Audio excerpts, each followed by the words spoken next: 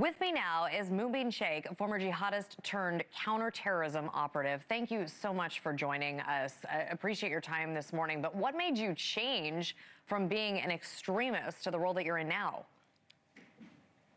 Yeah, first of all, thank you for having me. I was an extremist for about 6 years after my trip to the Fatah territories in Afghanistan-Pakistan border in 1995.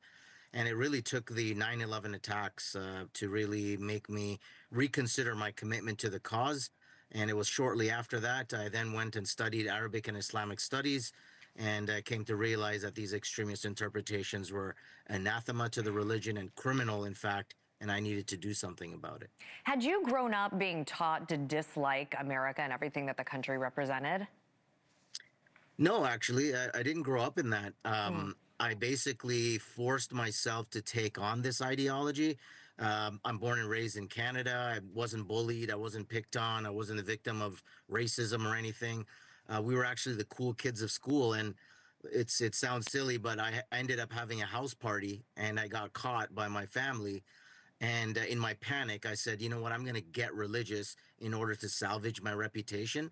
And what that led to was introduction to more extreme forms of the religion, where it was all about hating America, hating the Mm. Jews, hating anyone that wasn't my kind of Muslim, basically.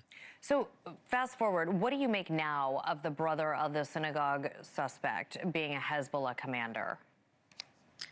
Yeah, not surprising at all. I mean, given the if you look at the protests that have been happening in the U.S. since, both on campuses and pro-Iranian demonstrations that have been happening, Mhm. it's telling you that there are Iranian regime interests in the country. You have people, unfortunately, they are like true fifth columnists. They hate the country in which they live. They're happy to benefit from it, to make money from it, to invoke the rights that they have, but it's not a two-way process. It's not reciprocated. So I'm not surprised at all that a guy from Dearborn, Michigan had a relative in Hezbollah and got killed and then decided to attack a synagogue in response. How concerned should we be about sleeper cells here or more incidents like this? Yeah, I should be very concerned. I mean, we're talking about sleeper cells that are real ones that are foreign directed and foreign constructed, meaning these are foreign nationals who are in the country, who are autonomous, who are very secret, very closed. They're not posting stuff online. They're not talking trash online.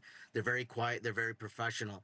Then you have a lower tier, if you will, of people who are supporters, what some people call lone actors or lone wolves, who once again don't have much of a digital footprint, are not saying much online, Mhm. and are just leaving the attack to speak for itself. Interesting. I spoke with Michigan Representative Sam Steklov, a member of Temple Israel, and what she thinks is the best way to protect communities.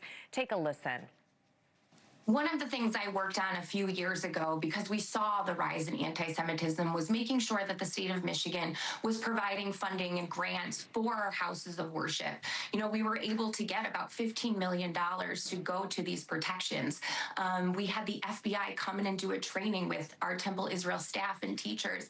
And that is the reason why all 140 of those children are with us today.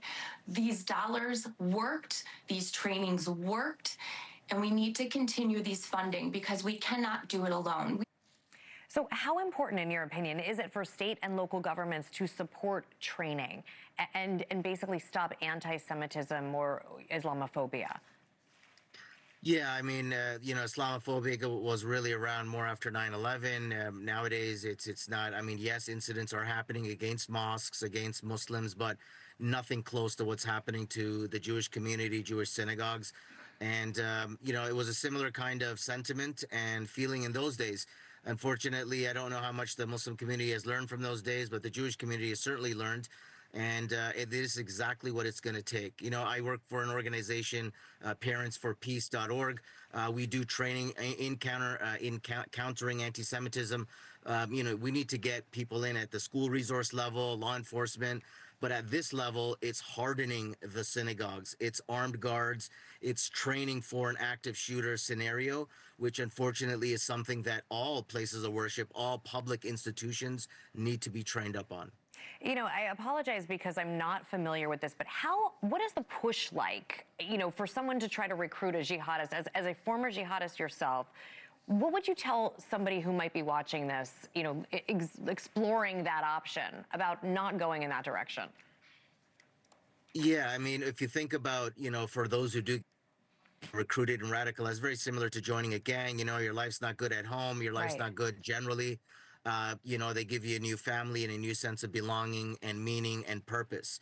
But for those who are foolishly thinking along these lines, you really have to ask, they got to ask themselves, like, in the end, you're just creating more hatred for Islam and Muslims by your actions. You're not freeing Palestine. You're not helping anybody or anything. You're just making life difficult for everyone, and for yourself, especially in many cases, because the organization that I work with, I do direct one-on-one interventions in extremism and terrorism investigations. I talk to these juveniles who are arrested in some of these high-profile terrorism cases that are in the media right now.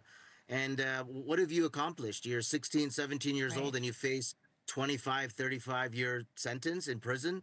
You're going to be praying next to a toilet in a sink that's the depth of your hands, basically.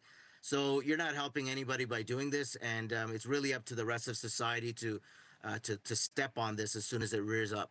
Thank you for watching. Subscribe below and download our NewsNation app right now on your phone, and you will get fact-based, unbiased news for all Americans.